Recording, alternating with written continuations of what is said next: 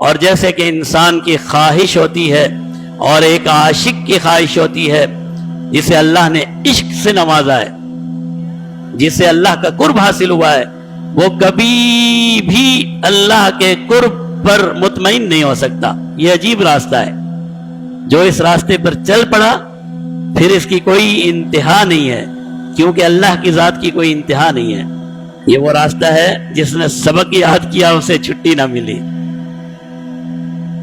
اس راستے میں جو چل پڑا، ابھی تو ہم کہتے ہیں نا کہ جی نیک بن جائیں گے، اللہ ہم سب کو توفیق عطا فرمائے۔ جب ہم نیک بن گئے تو ایک لمحے کا بھی سکون تو بہت ہوگا، لیکن ایک لمحے کی بھی غفلت نہیں ہوگی، اللہ کی یاد سے غافل نہیں رہیں گے۔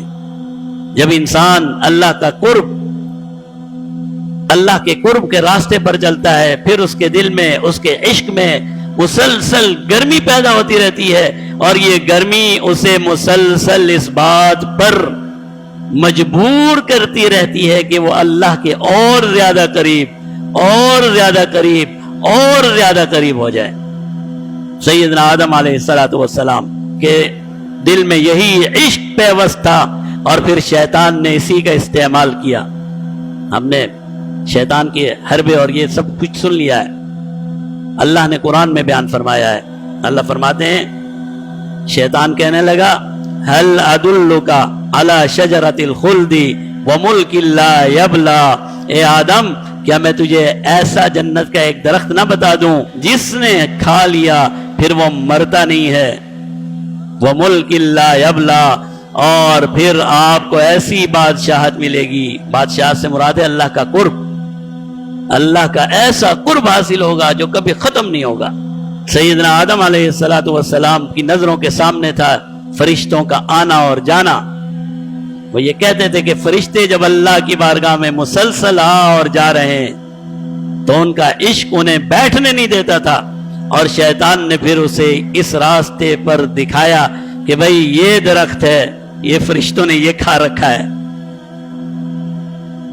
آپ بھی کھائیں گے تو آپ بھی اس مقام تک پہنچ جائیں گے۔ وہ درخت کون سا تھا؟ بعض علماء نے، مشہور بھی ہے یہ گندم کا درخت ہے، بعض مفسرین کہتے ہیں بھائی کوئی بھی ہو سکتا ہے، یہ قرآن نے نہیں بتایا تو ضرورت نہیں ہے۔ انگور کا ہے، کھجور کا ہے، زیتون کا ہے، یہ 4 درختوں کے بارے میں، گندم، انگور، کھجور، زیتون، ان درختوں میں سے کوئی درخت تھا۔ شیطان نے، یہ وہی درخت تھا جس کے بارے میں اللہ نے فرمایا تھا کہ اس کا دانا، اس کا پھل آپ نے نہیں کھانا، لیکن سیدنا آدم علیہ السلام کو مسلسل شیطان وسوسہ ڈالتا رہا۔ فوسوس لہما الشیطان، شیطان مسلسل آپ کے ذہن میں یہ بات ڈالتا رہا، وسوسے ڈالتا رہا، وسوسے اور خیالات ڈالتا رہا، اور یہاں تک آپ کے ساتھ اس نے اپنا معاملہ قریبی کر لیا کہ اللہ فرماتے ہیں وَقَاسَمَهُمَا إِنِّي لَكُمَا لَمِنَ النَّاصِحِينَ، کہ شیطان نے قسم کھا لی۔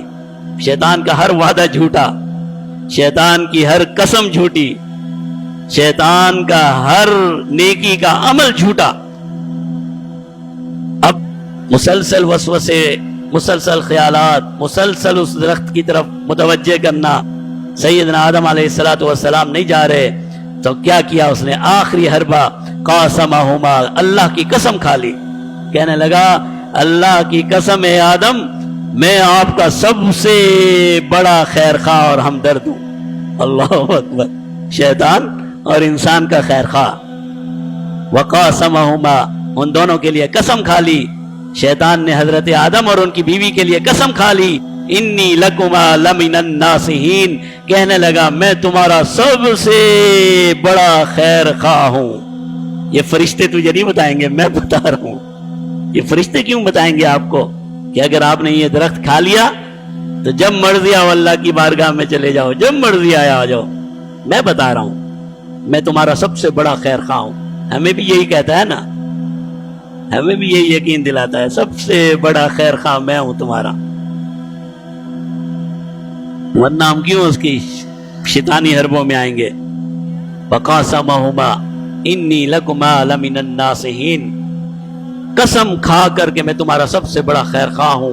فدلاہما بغرور، دھوکے سے جھوٹی قسم کھا کر انہیں اس درخت کے قریب لے گیا، انہیں اس درخت کے قریب لے گیا. اور سیدنا آدم علیہ السلام، بعض مفسرین کہتے ہیں سب سے پہلے اما حوا نے وہ پھل کھایا اور پھر سیدنا آدم علیہ السلام کو بھی کھانے پر مجبور کیا.